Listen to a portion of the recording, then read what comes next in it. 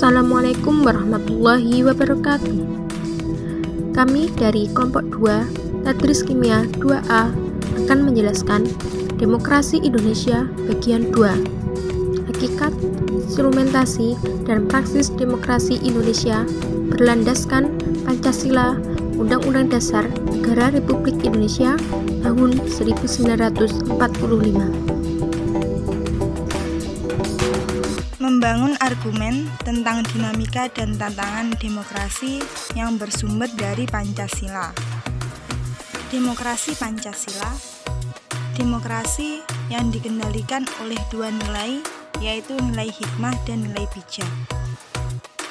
Tantangan demokrasi sangatlah banyak, di antaranya: pertama, banyaknya tindakan pelanggaran HAM. Kedua, minimnya pelibatan aspirasi publik terhadap rancangan berbagai undang-undang seperti revisi UU KPK, RKUHP, keberadaan UU ITE yang menyulitkan pejuang HAM. Ketiga, beberapa penerbitan Perpu yang tidak dilandaskan pada kajian yang objektif. Majelis Permusyawaratan Rakyat Republik Indonesia atau cukup disebut dengan Majelis Permusyawaratan Rakyat merupakan lembaga legislatif bikameral yang merupakan salah satu lembaga tinggi negara dalam sistem ketatanegaraan Indonesia. Setelah amandemen UUD 1945, anggota MPR terdiri dari anggota DPR dan DPD. Dewan Perwakilan Rakyat Republik Indonesia umumnya disebut Dewan Perwakilan Rakyat, yang merupakan salah satu lembaga tinggi negara dalam sistem ketatanegaraan Indonesia yang merupakan lembaga perwakilan rakyat. DPR terdiri atas anggota partai politik beserta pemilihan umum yang dipilih melalui pemilihan umum. Dewan Perwakilan Daerah Republik Indonesia sebelum 2004 disebut utusan daerah, adalah lembaga tinggi negara dalam sistem ketatanegaraan Indonesia yang anggotanya merupakan perwakilan dari setiap provinsi yang dipilih melalui pemilihan umum. Mendeskripsikan esensi dan urgensi demokrasi Pancasila. Kehidupan demokratis yang bagaimana yang kita kembangkan. Demokrasi selain memiliki sifat yang universal, juga memiliki sifat yang khas dari masing-masing negara. Demokrasi Indonesia pun selain memiliki sifat yang universal, juga memiliki sifat khas yang sesuai dengan budaya bangsa Indonesia berdasarkan Pancasila. Sebagai demokrasi yang berakar pada budaya bangsa, kehidupan demokratis yang kita kembangkan harus mengacu pada Pancasila dan Undang-Undang Dasar tahun 1945. Berikut ini diketengahkan 10 pilar demokrasi Pancasila yang dipesankan oleh para pembentuk negara Republik Indonesia sebagaimana diletakkan dalam Undang-Undang Dasar Negara Republik Indonesia tahun 1940. Yang pertama yaitu demokrasi berdasarkan ketuhanan yang Maha Esa. Seluk-beluk sistem serta perilaku dalam menyelenggarakan kenegaraan Republik Indonesia harus taat asas, konsisten, atau sesuai dengan nilai-nilai dan kaidah-kaidah dasar ketuhanan yang Maha Esa. Yang kedua, demokrasi dengan kecerdasan. Maksudnya, mengatur dan menyelenggarakan demokrasi menurut Undang-Undang Dasar 1945 itu bukan dengan kekuatan naluri, kekuatan otot, atau kekuatan massa semata-mata. Pelaksanaan demokrasi itu justru lebih menuntut kecerdasan rohaniah, kecerdasan akliyah, kecerdasan rasional, dan kecerdasan emosional. Ketiga, demokrasi yang berkedaulatan rakyat. Kekuasaan tertinggi ada di tangan rakyat. Secara prinsip, rakyatlah yang memiliki atau memegang kedaulatan itu. Dalam batas-batas tertentu, kedaulatan rakyat itu dipercayakan kepada wakil-wakil rakyat MPR, DPR atau DPD, dan DPRD. Yang keempat, demokrasi dengan rule of law.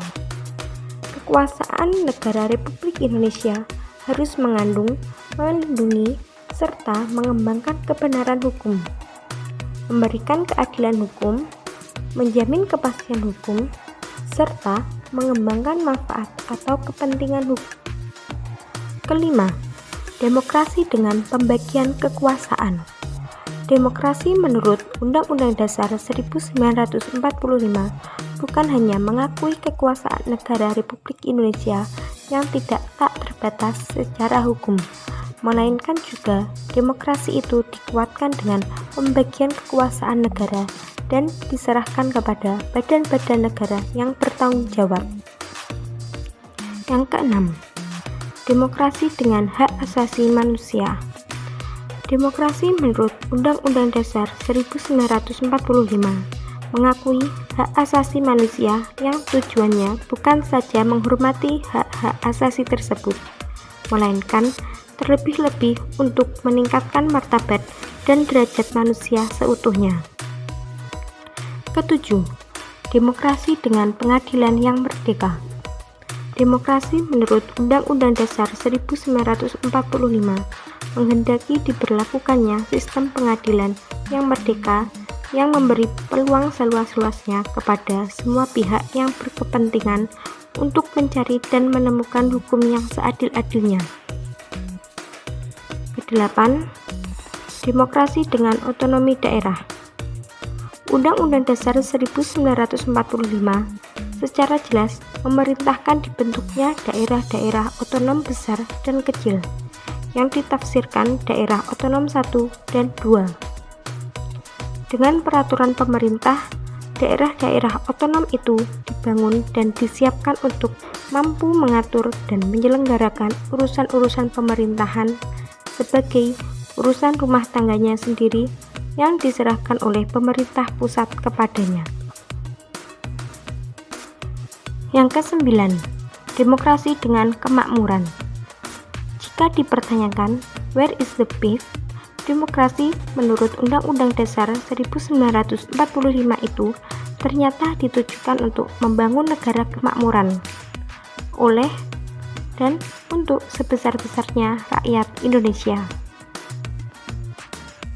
Dan yang terakhir, demokrasi yang berkeadilan sosial. Demokrasi menurut Undang-Undang Dasar 1945 menggariskan keadilan sosial di antara berbagai kelompok, golongan, dan lapisan masyarakat. Tidak ada golongan, lapisan, kelompok, satuan, ataupun organisasi yang menjadi anak emas yang diberi berbagai keistimewaan dan hak-hak khusus. Mengapa kehidupan yang demokratis itu penting? Jadi, kehidupan demokratis memiliki makna kehidupan yang bersifat dan bercirikan demokrasi. Kehidupan yang demokratis merupakan kehidupan yang didasari prinsip-prinsip demokrasi di segala bidang kehidupan, baik politik, ekonomi, sosial budaya, dan pertahanan keamanan.